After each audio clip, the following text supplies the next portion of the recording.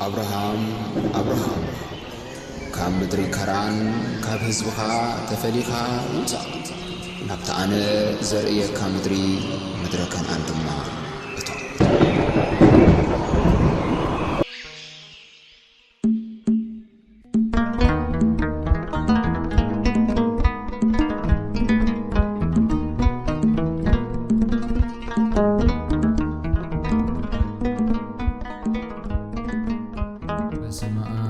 وولد ومنفس قدوس أهادو أملاخ بحدا أملاخ بآب بولد بمنفس قدوسم بقدس اللاسي إن آمنكن إن تمهتنكن أبقن مزاعدي زخونت قدس بيت كريستيان سيطان أخحدك كالله نساون نايزل ألم سقعي مسكري زخونت مارياميا وقويتا نمسقنكان نخبركان اللنا وقويتا نبارخكان نأمنكان اللنا وقويتا نلمنكان نمالدكان اللنا وقويتا نقزأكان نقدس سمكاون نقلقل اللنا وقويتا كل بركي زسقدلكا نسقدلكا اللنا كل لسانون نعخاي قزاء أملاخ أمالختي قويتا قويتوتن نقوس نقستاتن نسخايخا نخلو سجان نخلو نفسن فتاري نسخايخا قدوس ودخا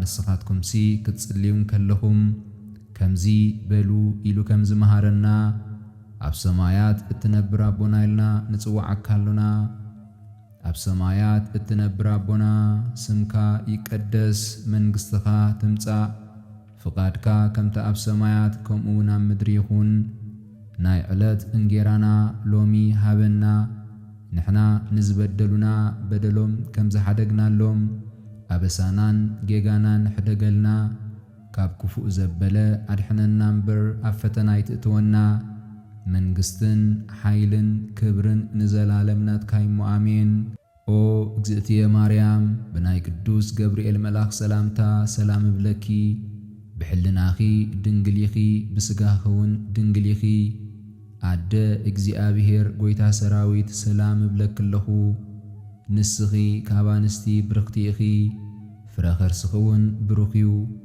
او ملئتت اقا اجزئابيهر مساخيو او فسهتي داسي بلكي حاتياتنا خحد قلنا نافكور ودخي ناب إيسوس كريستوس مأنتانا محرت لمنلنا صلوة هايمانوت نقولو بزحازة سماين مدرن زرقن زيرقن بزفترة بحادة أملاخ اجزئابهر أبنا أمن بحادة ويتا بإيسوس كريستوس عالم كي تفترة مسؤو هلو بزخونة ولد أوهد ونأمن كاب برهان زترخب برهان كاب حقني أملاخ زترخب حقني أملاخ زتول دنبر فطور زيكونا بملكوتو مسآب معرز خونا كلو بؤو استفترة بزيكو اغنا أبز مدر زلو يخون ويس أب سماي زلو منم استفترة يلبون مئنتانا مئنتسب مئنت مدحنا كاب سمايات زوردة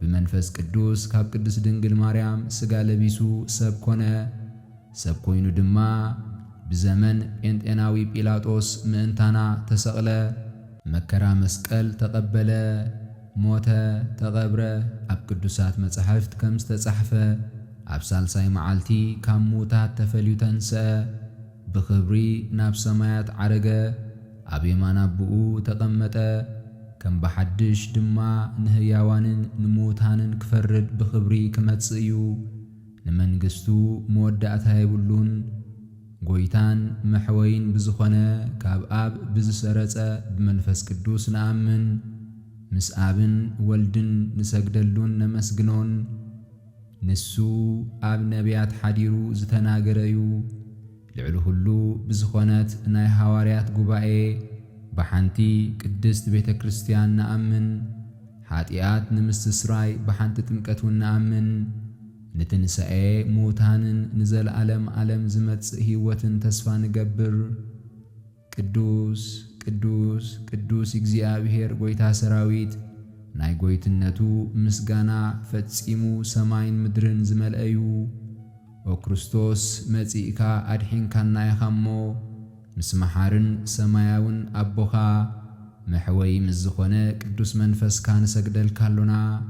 ንኣብ ንወልድ ንመንፈስ ቅዱስ ሓንቲ ስግደት ሰግድ። ሓደን ከለዉ ሰለስተ ሰለስተን ከለዉ ሓደ ዝኾኑ በኣካላት ሰለስተ ብመለኮት ሓደዮም ኣምላኽ ንዝወለደት ብስጋን ብነፍስን ንጽሕት ንዝኾነት እግዝእትነ ቅድስት ድንግል ማርያም ሰግድ። ዓለም ንምድሓን ዝተሰቕለሉ ናይ ጎይታና ኢየሱስ ክርስቶስ መስቀል ሰግድ። መስቀል ሓይልናዩ፣ መስቀል ጽንዓትናዩ፣ መስቀል ቤዛናዩ፣ መስቀል መድሓኒት ነፍስናዩ። ኣይሁድ ከሓድዎ ንሕና ግን ኣመና። እቶም ዝኣመና ብሓይሊ መስቀሉ ድሓና። ምስጋና ንኣብ፣ ምስጋና ንወልድ፣ ምስጋና ንመንፈስ ቅዱስ ይኹን። ንኣብ ንወልድ ንመንፈስ ቅዱስ ምስጋና ይግብኦም። ምስጋና ንእግዝእትነ ማርያም ድንግል ወላዲተ ኣምላኽ ይኹን። ንእግዝእትነ ማርያም ድንግል ወላዲተ ኣምላኽ ምስጋና ይግብኣ። ምስጋና ንመስቀል ጎይታና ኢየሱስ ክርስቶስ ይኹን። ንመስቀል ጎይታና ኢየሱስ ክርስቶስ ምስጋና ይግብኦ። ክርስቶስ ብምሕረቱ ይዘከረና፣ ኣብ ዳግማይ ምጽኣቱ ኣየሕፍረና። ስሙ ንምምስጋን የንቀሓና፣ ኣብ ኣምልኾቱ የጽንዓና። እግዝእትነ ማርያም ጸሎትና ዕርግልና፣ ኃጢአትና ውን አስተስሪልና። ኣብ ቅድሚ መንበሩ ንጎይታና ነዝመስተውን ንዘስተየና መግብናን ክዳናን ንዘዳለወልና ኩሉ ኃጢአትና ውን ዝተዓገሰና ቅዱስ ስግኡን ክቡር ደሙን ንዝሃበና ክሳብ ዛ ሰዓት እዚኣውን ስለ ዘብጽሓና ምስጋና ይኹኖ። ንልዑል እግዚአብሔር ክብርን ምስጋናን ነቕርበሉ ከምውን ወላዲቱ ድንግል ንመስቀሉ ክቡር ስም እግዚአብሔር አምላኽና በሁሉ ጊዜን በሁሉ ሰዓትን ክምስገን ይንበር። እናሰገድና ንዓኺ ሰላምታ ይግባእ ንብል ኦ ኣዴና ማርያም ካብ ሃዳናይ ኣራዊት ከተድሕንና ንልምነኪ ናባኺ ኸዓ ንምዕቐብ ምእንተ ኣዴኺ ሃናን ኣቦኺ ኢያቄምን ኦ ድንግል ሎሚ ነዚ ማሕበርና ባርኺ። ናይ እግዝእትነ ማርያም ጸሎት ነፍሰይ ንእግዚአብሔር ትዕብዮ መንፈሰይ ከዓ በአምላኸይ በቲ መድሃንየይ ባሂብላ ውርደት ባሪኡ ርእዩሞ እንሆ ካብ ሕጂ ኩሎም ወለዶ ብጽእቲ ክብሉን እዮም። እቲ ኩሉ ዝኽእል ዓበይቲ ነገራት ገይሩለይሞ ስሙ ቅዱስ እዩ።